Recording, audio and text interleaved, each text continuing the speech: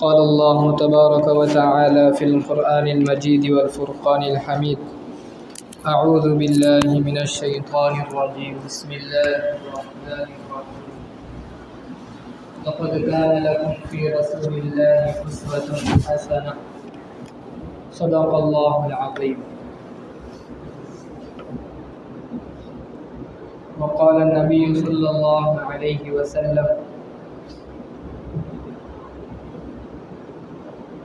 لا يؤمن أحدكم حتى أكون أحب إليه من والده وولده والناس أجمعين، أو كما قال صلى الله تبارك وتعالى عليه وسلم. سبحان ربك رب العزة عما يصفون وسلام على المرسلين الحمد لله رب العالمين. درود شریف پڑھ لیجیے. اللہم صلی علی سیدنا محمد وعلی آل سیدنا محمد وبارک وسلم.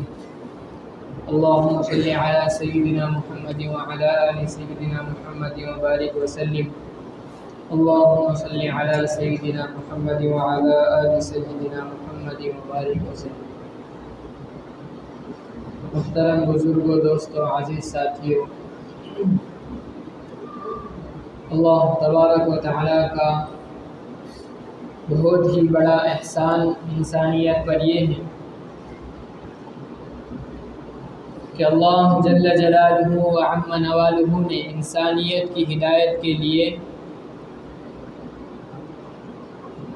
کم و بیش 1.25 لاکھ انبیاء علیہم السلام کو مبعوث فرمایا.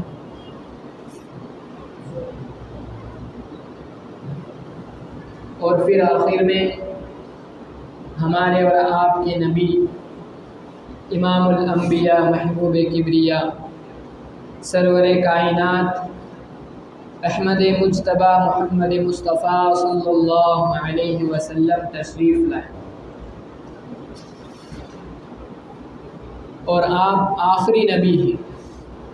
آپ کے بعد کوئی نیا نبی نہیں آنے والا. قرآن مجید میں اللہ تبارک و تعالیٰ ارشاد فرماتے ہیں: ما كان محمد ابا احد من رجالكم ولكن رسول الله وخاتم النبیین،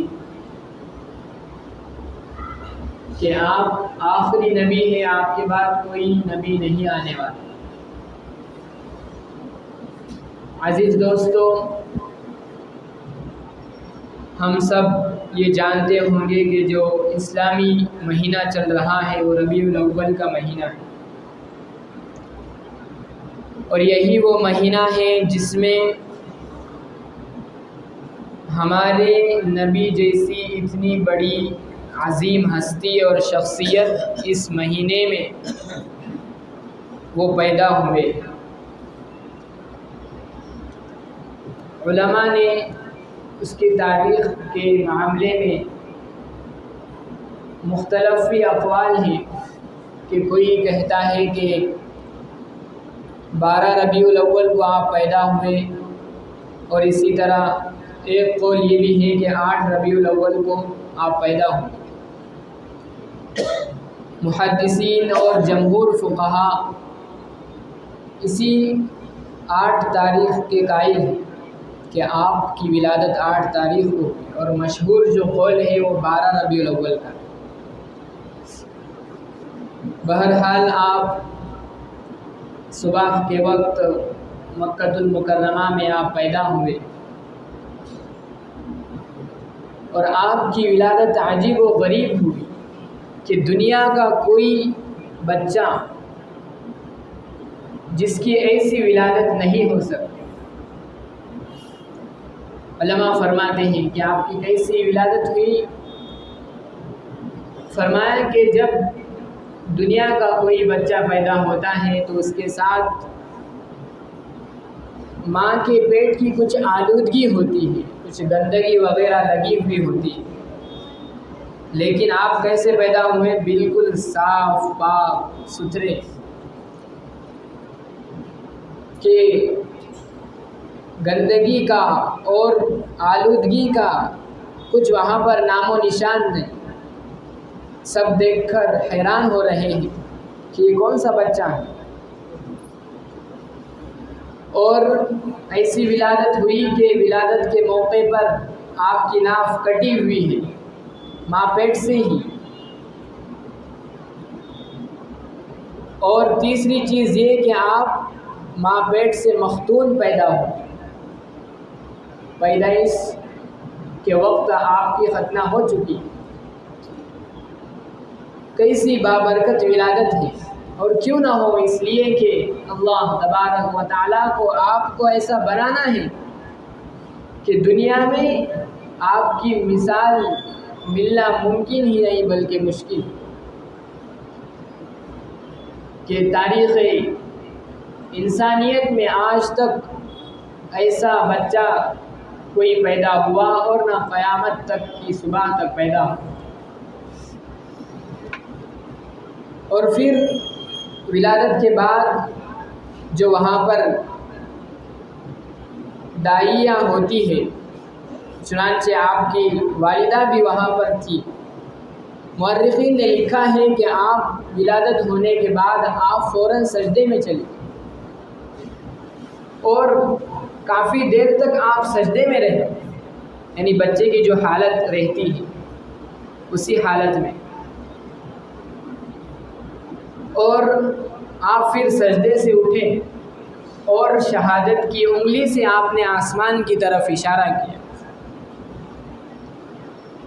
اور پھر آمنہ کہتی ہے کہ میں نے دیکھا کہ سارا کمرہ روشن ہو گیا، چمکدار بالکل، اور میں نے اس روشنی میں ایران اور شام کے محلات دیکھے، بالکل روشنی سے کمرہ فل ہو گیا۔ اور پھر جب حضرت آمنہ نے آپ کو اپنی گود میں لیا تو دیکھا کہ سارے کمرے میں بالکل صبح کے وقت جو دھواں ہمیں نظر آتا ہے کھیتوں وغیرہ میں، اس طرح سے دھواں کمرے میں ہو گیا۔ شبنم جب گرتی ہے تو اس سے پہلے کچھ دھواں سا نظر آتا ہے صبح کے وقت، اور پھر یکایک یہ آواز آئی کہ طوفوا بہ مشارق الارض و مغاربہا۔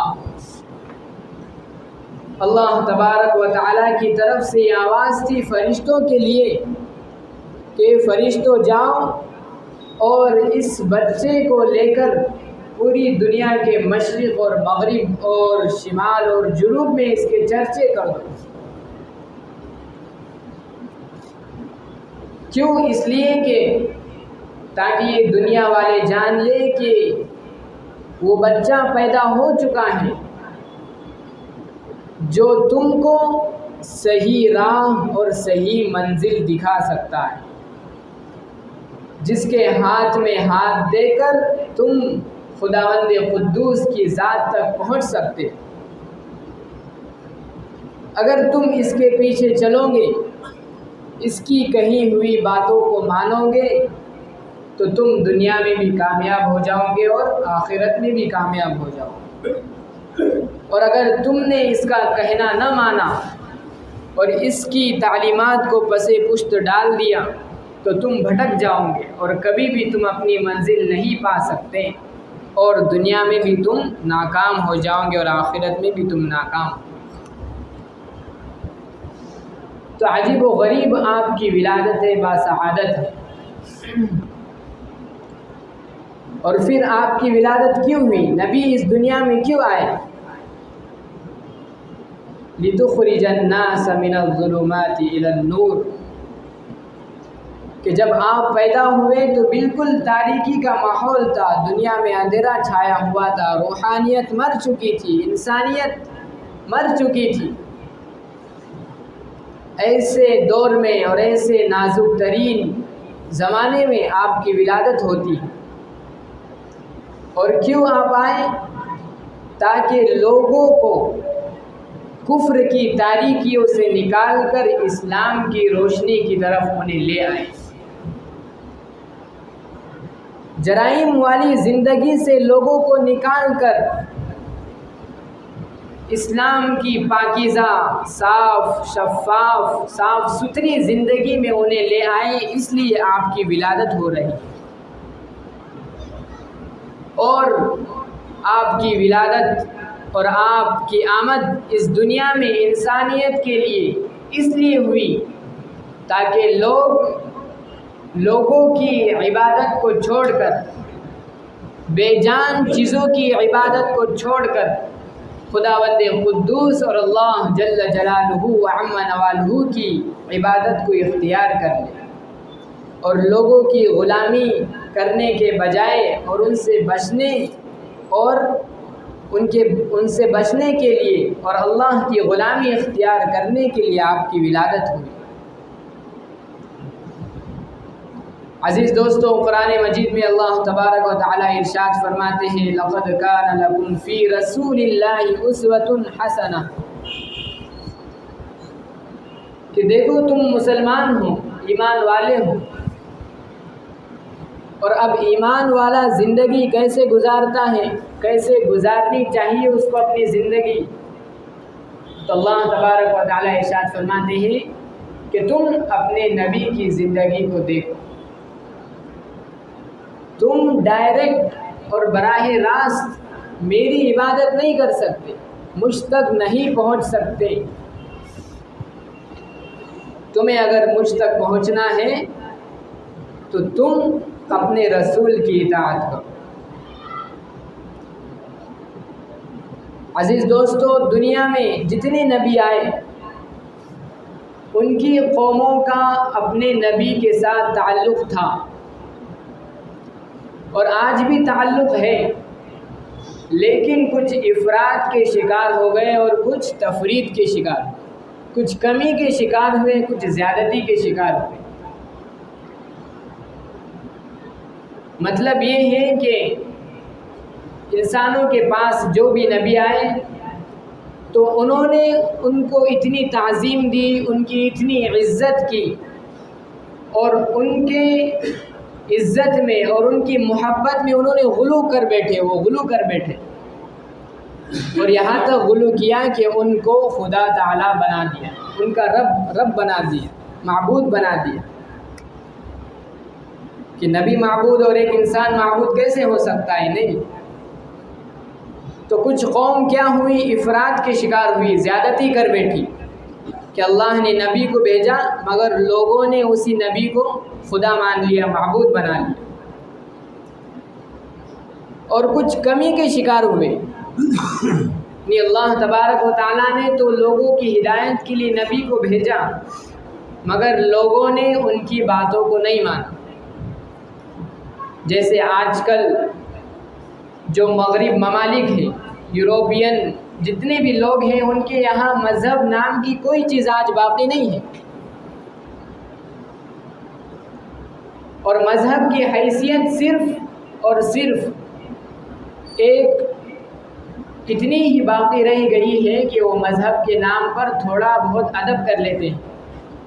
کوئی ان کا پادری ہوتا ہے، کوئی ان کا پیشوا امام ہوتا ہے تو صرف اس کی تھوڑی بہت عزت کر لیتے ہیں، لیکن وہ پادری اور ان کے مذہب میں جو تعلیم ہے وہ تعلیم کیا ہے، وہ تعلیم پر وہ لوگ نہیں چلتے، اس پر عمل نہیں کرتے۔ اسی لیے ہم خود دیکھتے ہوں گے کہ وہاں پر کیا ہے، قانون بنے ہوئے ہیں، تو وہ قانون حالانکہ شریعت ہی سے نکلے، ان کے دین سے نکلے، لیکن وہ دین کو نہیں مانتے، قانون کو مانتے۔ تو اسی لیے انہوں نے کمی کر دی، یعنی بالکل نبی اور خدا کو دور کر دیا، مذہب سے دور ہو گئے، اور کچھ لوگوں نے جو نبی آئے تھے ان کو معبود بنا لیا۔ اور اب ہمارا حال کیسا ہے؟ فرماتے ہیں علماء اکرام کہ جو بھی مسلمان ہوتا ہے، ایمان والا ہوتا ہے، تو سب سے پہلے دین اس کو یہی تعلیم دیتا ہے کہ کسی بھی چیز میں غلو نہ کیا جائے، حد سے آگے نہ بڑھا جائے۔ اسی لیے مسلمانوں کا تعلق اللہ اور اس کے رسول سے ایسا ہے کہ رسول اللہ صلی اللہ علیہ وسلم نے جن تعلیمات کو ہمارے سامنے پیش کیا، ایک ایمان والے نے بسر و چشم اس کو قبول کیا، اور اس حکم کے آگے ایمان والا کیا کرتا ہے؟ اپنے آپ کو جھکاتا ہے۔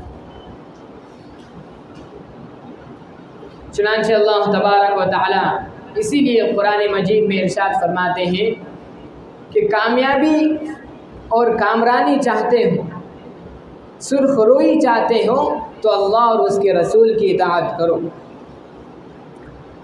قل اطیعوا اللہ والرسول فإن تولوا فإن اللہ لا يحب الکافرین۔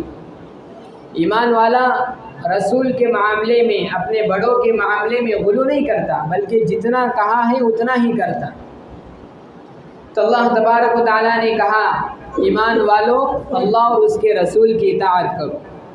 دو چیزیں ہیں، ایک رسول کی ماننا ہے اور ایک رسول سے محبت کرنا ہے۔ تو پہلی چیز کیا ہے؟ رسول کو ماننا ہے، ان کی تعلیمات کو ماننا ہے۔ اور کہاں تک ماننا ہے؟ اللہ پاک ارشاد فرماتے ہیں دیکھو کہ اللہ اور اس کے رسول کی اطاعت کرو، فَإِن تَوَلَّوْا فَإِنَّ اللَّهَ لَا يُحِبُّ الْكَافِرِينَ۔ عجیب آیت ہے کہ کہا کہ اگر تم رسول کو نہیں مانو گے، اللہ کی اطاعت نہیں کرو گے، رسول کی اطاعت نہیں کرو گے تو تم کافر ہو جاؤ گے۔ اللہ اکبر، کیا کہا؟ تم کافر ہو جاؤ گے۔ فَإِن تَوَلَّوْا فَإِنَّ اللَّهَ لَا يُحِبُّ الْكَافِرِينَ۔ اور کافروں کو اللہ تبارک و تعالیٰ پسند نہیں کرتے، نافرمانوں کو اللہ تبارک و تعالیٰ پسند نہیں کرتے۔ ایک ایمان کی حد متعین کی کہ ایمان والا تم بننا چاہتے ہو تو کیا کہا؟ وَأَطِيعُوا اللَّهَ وَالرَّسُولَ إِن كُنتُم مُؤْمِنِينَ۔ آج ہر ایک ہماری خواہش ہے، جتنے یہاں پر بیٹھے ہوئے سب چاہتے ہیں کہ ہم بھی ایمان والے بنیں۔ مسلمان تو سب ہیں لیکن ہمیں ایمان والا بننا ہے، تو سب چاہتے ہیں کہ ایمان والے کیسے بنیں؟ اللہ تبارک و تعالیٰ ارشاد فرماتے ہیں اطیعوا اللہ ورسول، کہ اللہ کو مانو، رسول اللہ کی تابع داری کرو، ان کی غلامی میں آؤ، تبھی تم ایمان والے ہو سکتے ہیں۔ اور رسول اللہ کی ماننے کو اللہ تبارک و تعالیٰ کیوں کہہ رہے ہیں؟ اس لیے کہ من یطیع الرسول فقد اطاع اللہ، کہ جس نے رسول کی اطاعت کی گویا کہ اس نے اللہ کی اطاعت کی۔ اس لیے اللہ تبارک و تعالیٰ بار بار کہہ رہے ہیں، اور نبی کو اسی لیے تو بھیجا اللہ تبارک و تعالیٰ کہ نبی کے ہاتھ میں ہاتھ دے کر تم اپنا ہاتھ اللہ کے ہاتھ میں دے سکتے ہو، اللہ تک پہنچ سکتے ہو۔ اور جہاں تم نبی کی تعلیمات سے دور ہوئے تو یہ بات جان لو اور کان کھول کر سن لو، اللہ پاک فرماتے ہیں کہ تم اپنی موت تک مجھے نہیں پا سکتے، مجھ تک نہیں پہنچ سکتے۔ تو دو چیزیں ہیں، ایک رسول اللہ صلی اللہ علیہ وسلم کی تعلیمات پر عمل کرنا ہے، سنتوں پر عمل کرنا ہے، اور دوسری چیز ہے اپنے نبی سے، اپنے رسول سے محبت کرنا ہے، ان کا ادب اور احترام کرنا ہے۔ قرآن مجید میں اللہ تبارک و تعالیٰ نے صحابہ سے ارشاد فرمایا کہ لا ترفعوا اصواتکم فوق صوت النبی، اتنا ادب اور احترام کرو کہ نبی کی آواز کے سامنے تمہاری آواز اونچی نہیں ہونی چاہیے۔ اس سے ہمیں یہ بھی سبق ملتا ہے کہ کوئی اگر بڑا آ جائے، کوئی اللہ والا آ جائے تو ہمیں جب بھی ان سے ملنا ہو تو ادب اور احترام سے ملنا چاہیے، ان کے سامنے آوازیں بلند نہ کرنا چاہیے۔ بڑے خوش نصیب حضرات ہوں گے وہ لوگ جو مدینہ المنورہ ہو کر آئیں تو وہاں پر ایک آیت لکھی ہوئی آیت کہ اپنی آواز کو رسول اللہ کے سامنے بلند مت کرو۔ اور آپ صلی اللہ علیہ وسلم اپنی قبر میں حیات ہیں، نبی زندہ ہے اپنی قبروں میں، سارے نبی اپنی قبروں میں زندہ ہیں، اور وہ سلام سنتے ہیں اور سلام کا جواب بھی دیتے ہیں۔ اللہ پاک ہم سب کو وہاں پر لے جائے۔ آپ صلی اللہ علیہ وسلم نے فرمایا کہ ایک ایمان والے کو اپنی نبی سے کتنی محبت ہونی چاہیے؟ فرمایا لا یؤمن احدکم حتی اکون احب الیہ من والدہ وولدہ والناس اجمعین، کہ تم میں کا کوئی اس وقت تک مومن نہیں ہو سکتا، ایمان والا مسلمان نہیں ہو سکتا جب تک کہ میں اس کے نزدیک من والدہ، اس کے والدین سے، وولدہ، اس کی اولاد سے، والناس اجمعین، اور سارے لوگوں سے زیادہ میں محبوب نہ ہو جاؤں۔ کتنی بڑی بات آپ نے کہی، یعنی یہ پیغام دیا کہ ایمان والے کو ہر چیز سے زیادہ محبت کس سے ہونی چاہیے؟ اپنے نبی اور اپنے پیغمبر سے ہونی چاہیے۔ تو یہی باتیں ہیں اور یہی پیغام ہے ربیع الاول کا کہ آپ کی ولادت سعادت اس مہینے میں ہوئی ہے۔ اللہ تبارک و تعالی ہم سب کو اپنے نبی کی تعلیمات پر عمل کرنے والا بنائے، اور ساتھ ہی ساتھ اپنے نبی سے اور اپنے نبی کے دین سے محبت کرنے والا بنائے۔ وآخر دعوانا الحمد للہ رب العالمین۔ سنتیں پڑھ لی۔